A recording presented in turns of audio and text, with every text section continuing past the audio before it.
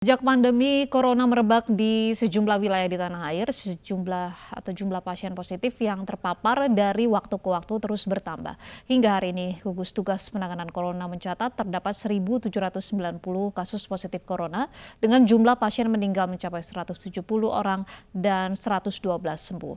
Apa rekomendasi pencegahan yang dapat dijadikan penanganan atau pegangan bagi masyarakat agar penularan corona dan jumlah pasien tidak terus mengalami peningkatan dan terus menyebar?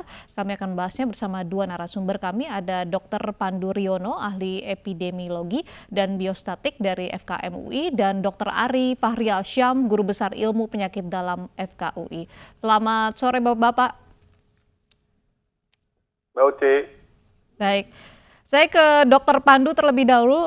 Dokter, ini beberapa lembaga penelitian dan juga ilmuwan sudah merilis begitu hasil penelitian terkait dengan prediksi titik puncak penyebaran kasus COVID-19 di Indonesia. Apakah Fakultas Kesehatan Masyarakat UI juga melakukan penelitian tersebut? Oh enggak, kita tidak melihat hubungan yang kuat antara cuaca dan kasus COVID. Jadi kasus COVID ini kan menyebar karena manusianya bergerak. Karena itulah kita melihatnya dari manusianya. Pembatasan sosial berskala luas, berskala besar ini harus diimplementasikan secara benar. Karena apa? Karena bisa mampu menekan penularan. Ini harus diimplementasikan. Menurut dokter sendiri, apakah physical distancing yang diterapkan oleh pemerintah Indonesia saat ini sudah tepat begitu?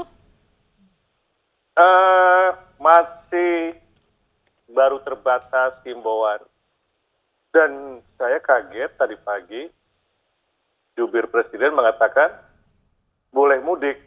Seharusnya kita cegah supaya tidak mudik. Karena kalau mudik, itu artinya memungkinkan terjadi penjalanan penularan ke kampung halamannya. Ini harus dibedakan. Virus, orang yang membawa virus, sebagian besar itu tidak bergejala. Ini yang membahayakan. Berbeda dengan SARS. SARS itu yang menular adalah yang bergejala. Dengan demikian, walaupun dilakukan pemeriksaan suhu dan sebagainya, itu tidak efektif. Yang efektif itu menghentikan semua kemungkinan, kalau tidak bisa menghentikan, membatasi dengan kekuatan yang ada. Karena ini sudah diatur oleh undang-undang. Presiden sudah mendeklarasikan kedaruratan kesehatan masyarakat.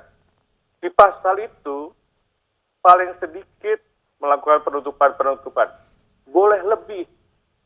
Dan dengan PSBB, dengan berskala luas ini, kalau total kita lakukan, itu sama aja dengan lockdown. Tapi kan tidak akan ke arah sana.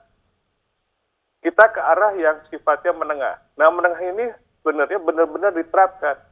Menengah seperti Masyarakat apa nih, Dok, yang tepat untuk diterapkan di Indonesia? Ya, misalnya orang boleh pergi hanya untuk hal-hal yang esensial. Belanja, memenuhi kebutuhan. Kalau mau pergi untuk keperluan yang sangat mendesak. Kalau tidak mendesak, kita larang. Seperti di Australia, kalau pergi keluar rumah tanpa alasan yang jelas, itu langsung didenda. Dengan denda yang sangat tinggi, $1.000 kalau salah. Setiap orang yang keluar rumah, berjalan, itu ditanya mau kemana. Kalau dokter mau ke rumah sakit, silakan, karena dia bekerja untuk memberikan pelayanan kesehatan. Ini yang harus diterapkan, tapi SOP-nya jelas. Operasionalnya jelas, sehingga masyarakat paham kenapa mereka misalnya dibatasi untuk pulang, dibatasi untuk bepergian, untuk kepentingan mereka juga, dan dengan demikian kita bisa menghentikan ruang gerak virus. Kalau kita menghentikan atau membatasi kegiatan manusia, kita sebenarnya tujuannya bukan membatasi kegiatan manusia, tapi membatasi gerak virus untuk pindah ke manusia-manusia lain mencari korban-korban baru. Itu yang penting. Baik, saya ingin ke Dr. Ari. Dr. Ari, Anda juga melihat bahwa physical distancing yang diterapkan pemerintah Indonesia saat ini juga kurang efektif begitu?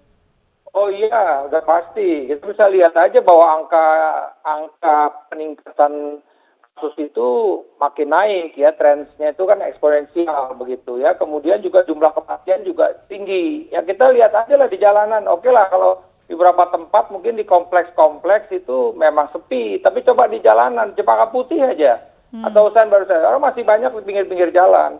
Memang yang terpenting adalah saya rasa law enforcement. Ini yang penegakan hukumnya ini. Jadi nampaknya orang juga mau di rumah, mau di luar nggak ada masalah. Mau berkendara, mau di luar juga nggak ada masalah. Karena memang sekali lagi yang merasakan bahwa kasus ini ada di depan mata itu adalah kami nih, dokter-dokter yang bekerja di rumah sakit, para perawat.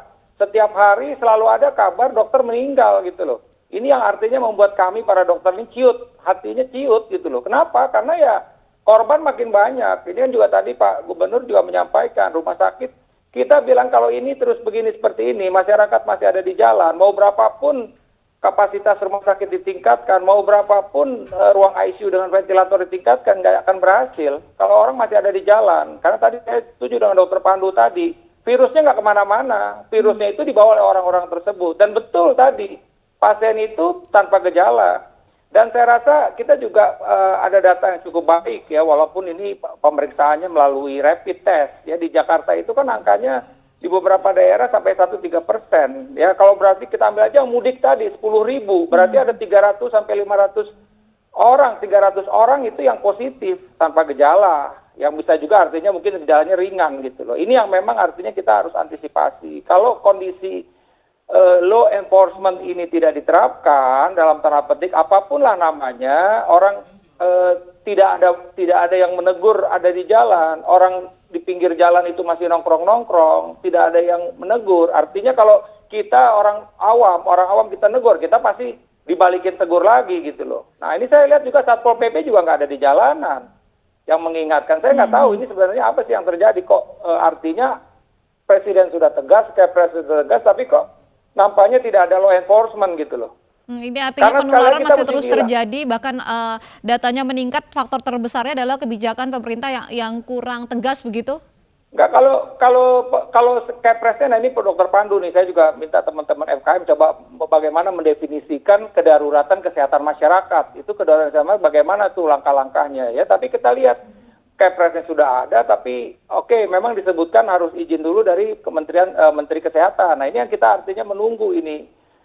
Terus terang saja ya, ini saya terus terang surprise. Artinya begini, maksudnya gugus tugas itu bekerja luar biasa ya. Minggu awal-awal itu terus terang memang kami kekurangan APD ya. Tapi sekarang ini udah oke lah, udah mulai ada kelihatan lagi masker, walaupun juga mungkin juga untuk 2 minggu 3 minggu depan gitu loh.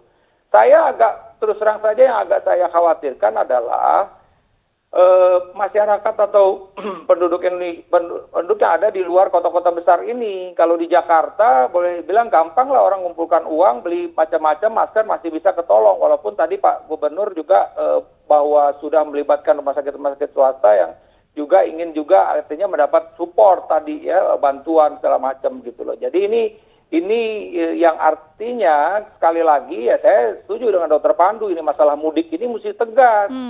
Pak Gubernur saya minggu lalu bicara dengan Wali Kota Padang, ya artinya kita talkshow seperti ini jelas orang Minang nggak usah mudik dulu katanya begitu. Saya tambahkan ya udah benar orang Minang nggak usah mudik dulu, tapi duitnya nyampe ke Sumatera Barat gitu loh.